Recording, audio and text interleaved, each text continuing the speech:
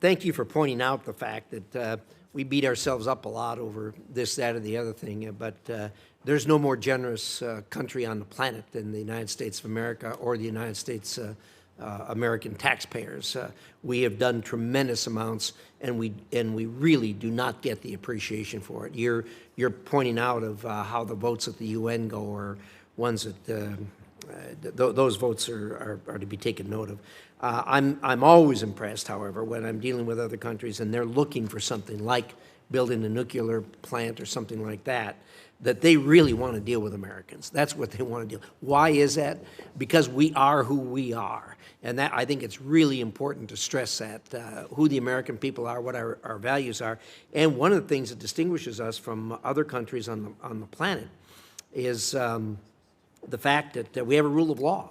And you deal with China, you have no rule of law. You're at the beck and call and at the mercy of the Chinese Communist Party.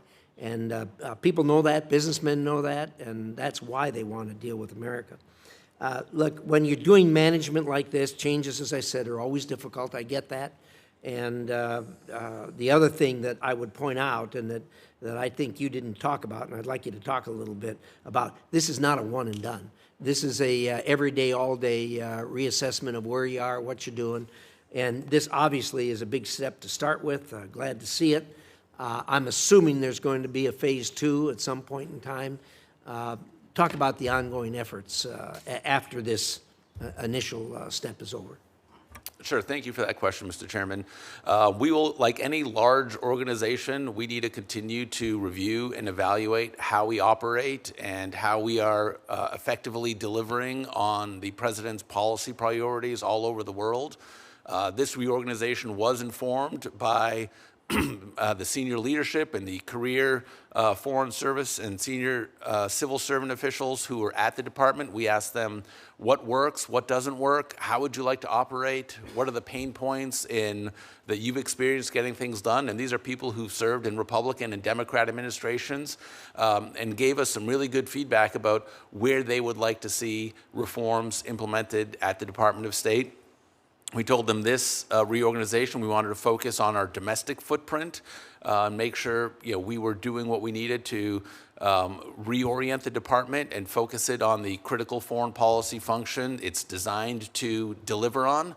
And we're going to continue to do that. It's going to be an iterative process. The entire time we're here is looking at how things work, how they don't work, and we're always going to be finding, I think, inefficiencies in how things happen. That's just natural in any large department or organization in the government or in the private sector. I've served in both, and government isn't home to inefficiency. You have plenty of that going on in the private sector as well, but it is incumbent upon leaders of any organization to look at how they're delivering and come up with opportunities to improve.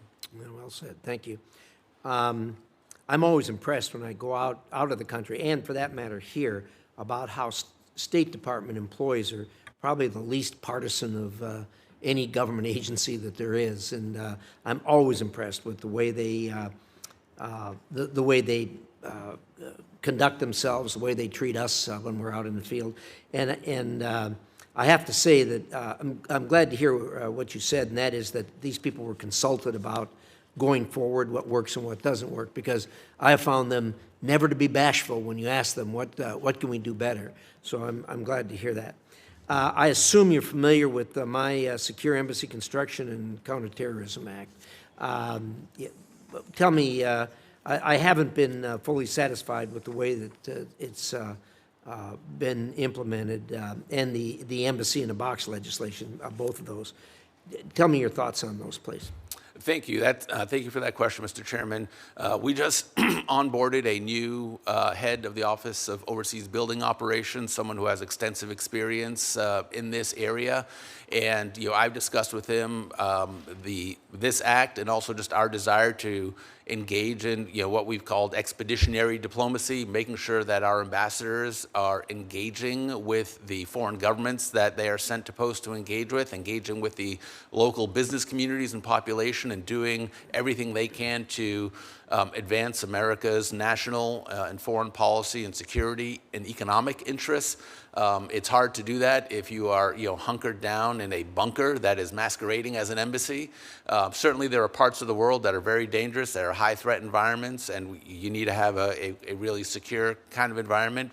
But to the extent that we can find safe ways to make sure our ambassadors and our diplomats are getting out and engaging, looking at what our friends and allies in those countries are doing and how they're going about their business, I think is a good way to inform what we're doing. And also just the cost that goes into some of these construction projects are just really too high. The requirements that we have, there's a lot of security requirements, as you know, but figuring out how to make those sort of replicatable, so we're not reinventing the wheel in every country where we go to build an embassy or a consular post, to ensure that we can have more companies bid on these. I mean, someone told me there's only 2 general contractors that are able to fulfill our needs and build embassies overseas, and that is not a recipe for competition or driving costs down when you have a duopoly. So we want to find ways to increase competition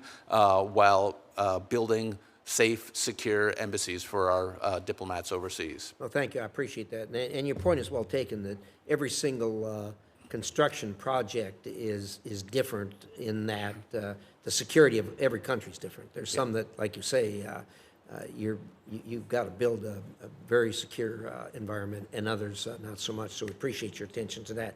With that, Senator Shaheen.